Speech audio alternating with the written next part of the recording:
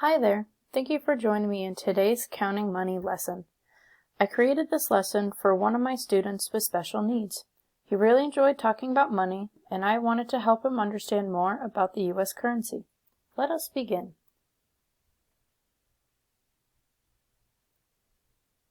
Here are the Common Core state standards for this unit. Solve word problems using dollar bills, quarters, dimes, nickels, and pennies using dollar signs and cent symbols appropriately. Example, if you have 2 dimes and 3 pennies, how many cents do you have? So here we are working with measurement and data. And we want to find the value of the dime and the pennies, and then we want to add them together. Here are the student objectives. By the end of this lesson, students should be able to recognize and name the coins penny, nickel, dime, and quarter, know the value of coins and paper bills, and be able to count the amount of money represented by a set of coins or bills. Vocabulary. We have cent, which is the smallest unit of money, penny, which is a coin that is worth 1 cent, nickel, a coin that is worth 5 cents, dime, a coin that is worth 10 cents, quarter, a coin that is worth 25 cents, and dollar, a paper bill that is worth 100 cents. Introduction. This is the money song that can help us remember what each coin is worth. Penny, penny, easily spent, copper brown and worth 1 cent. Nickel, nickel, thick and fat, you're worth 5 cents, I know that. Dime, dime, little and thin, I remember you're worth 10. Quarter, quarter, big and bold, you're worth 25, I'm told. Warm up. So this is the 100s chart. Students should be able to count to 100 by 1s, 5s, 10s, and 25s. Students can use the chart to help them count along, but the goal in the long run is to help us understand how to count by pennies, nickels, dimes, and quarters. Pennies are worth 1 cent, which is why we're counting by 1s. Nickels are worth 5 cents, which is why we're counting by 5s. Dimes are worth 10 cents, which can help us count by 10s. And quarters are worth 25 cents, which can help us count by 25s. And remember, $1 is worth 100 cents.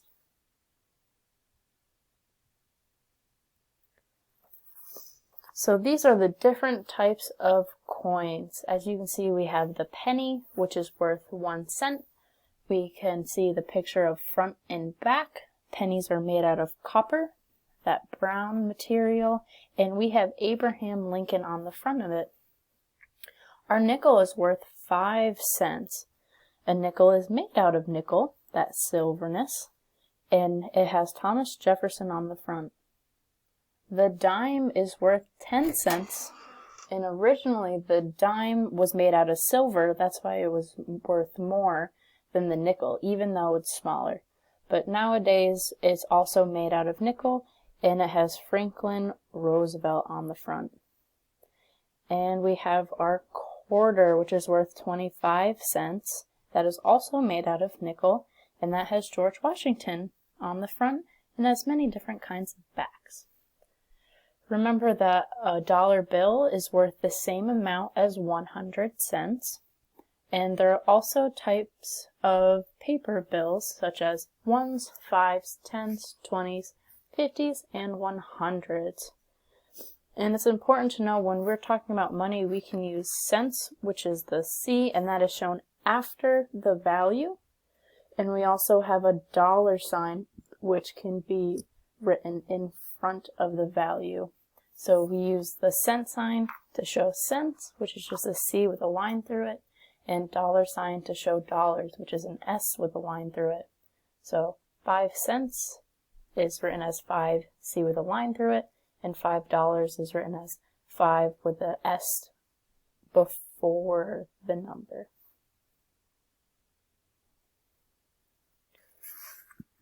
Here we have our guided practice. If you want help with this, we can use the number line or the 100s chart. and we have the problem, Lee, Seth, and Jack each have 5 coins. Which child has the most cents? So we see that Lee has 5 pennies, Seth has 5 nickels, and Jack has 5 dimes. So if we go over to A, it says Lee has 5 pennies. Each penny is worth 1 cent. Count by ones to find out how many cents she has. So take this time and pause and fill in the rest of A.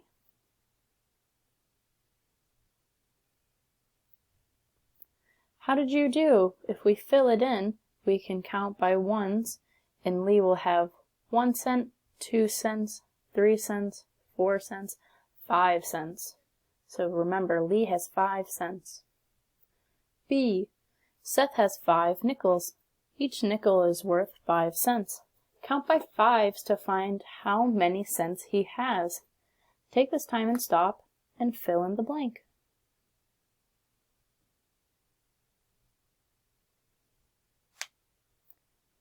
Do you think you did it right? Let's see. If we're counting by fives, we know that Seth has 5 cents, 10 cents, 15 cents, 20 cents, 25 cents. Seth has 25 cents. Let's remember that. And C. Jack has 5 dimes. Each dime is worth 10 cents. Let's count by tens to find out how many cents he has. Take this time and stop and fill in the blank.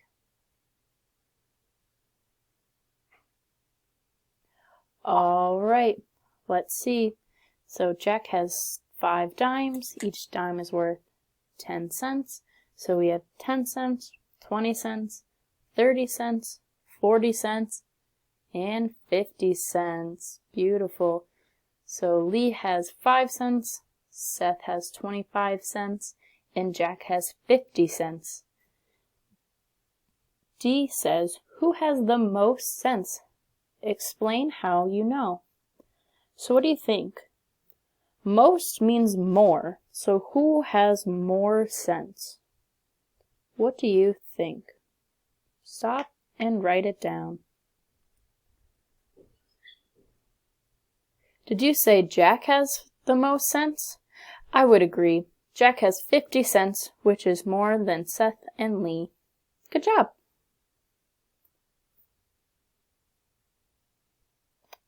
And this is our closure. So talk about it. Each child in the problem on the previous page has 5 coins. Why don't they all have the same amount of money? Now is the time to pause and write about it. Why do you think they don't all have the same amount of money?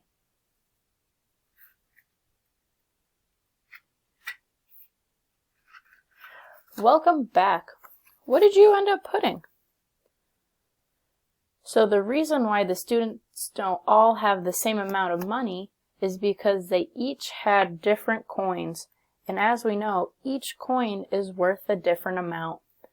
Penny is worth 1 cent, nickel is worth 5 cents, and dimes are worth 10 cents. So they're each going to have different amounts of money.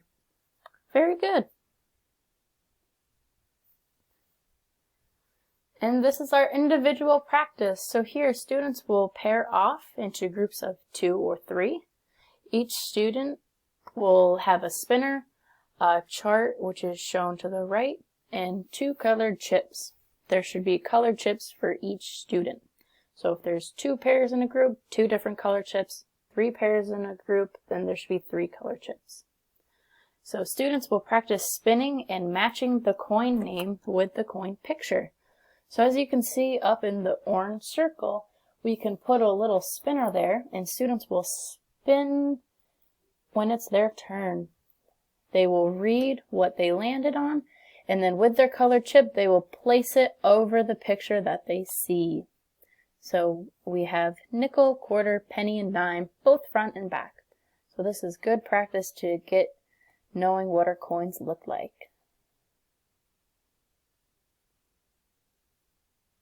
And that's all for today.